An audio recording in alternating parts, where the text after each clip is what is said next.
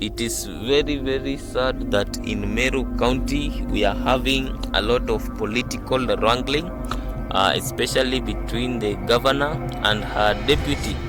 It is very obvious that the deputy is for one reason or the other being sidelined by the governor. So this video will tell you some of the reasons why the governor is sidelining her deputy. There are various reasons, and one of them is in politics, people do dealings, and most of these dealings are what I call in quotes dirty dealings. What are dirty dealings? These are corrupt operations that people in power really conduct. So what really happens is this: why does a thief hide himself when he is trying to snatch something from you? The general human behavior is when you are doing something evil, something that it will be frowned upon by the society, what you do, one, you hide yourself, you isolate yourself so that people do not see you. So this is exactly what Kawira Mwangaza is doing. She is doing a dirty business in Meru County. That is why she is sidelining and hiding humble servants like Isaac Mutuma, because the reality of the matter at the end of the day is water and oil do not really mix. And when you see two leaders disagreeing on such a massive scale, it simply means that there are a lot of issues in the county level whereby we have dissenting voices and dissenting opinions. Given that resources have not gone to Mutuma has complained that since February he has not seen resources to his people.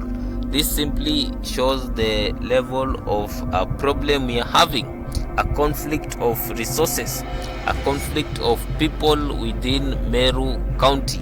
So some areas within Meru are getting favorable treatment from the county government, while some areas, especially areas where Isaac Mutuma is famous, are not getting any resources, and the deputy governor himself has been sidelined and pushed to an office where he is operating like an animal and not a human being. So these are political issues, and political issues are simply about resources, and the people who are close together because they are mining resources. So remember, in the deputy governor, being a deputy governor of a county, has some input to give in the running of the county.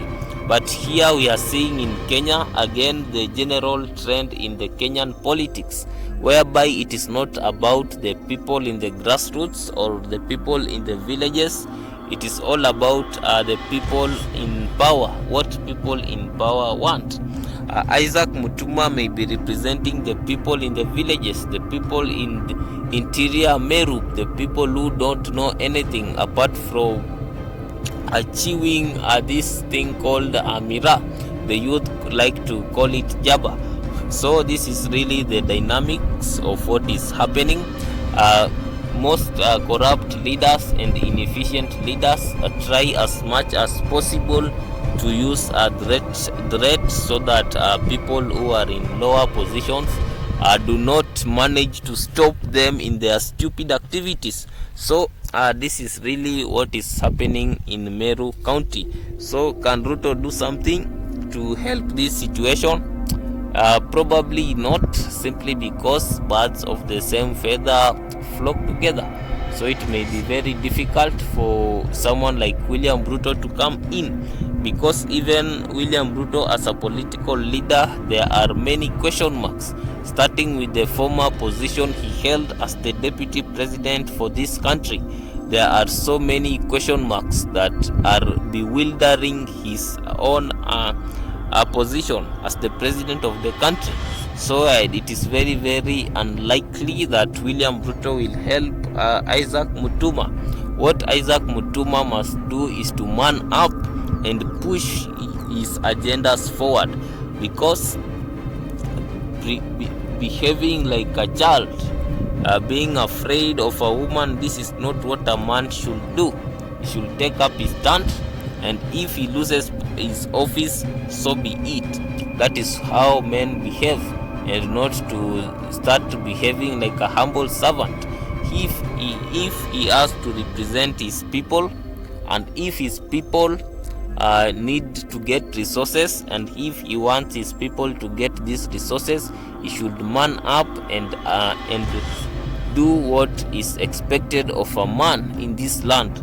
Thank you for watching this video. Like, share and subscribe.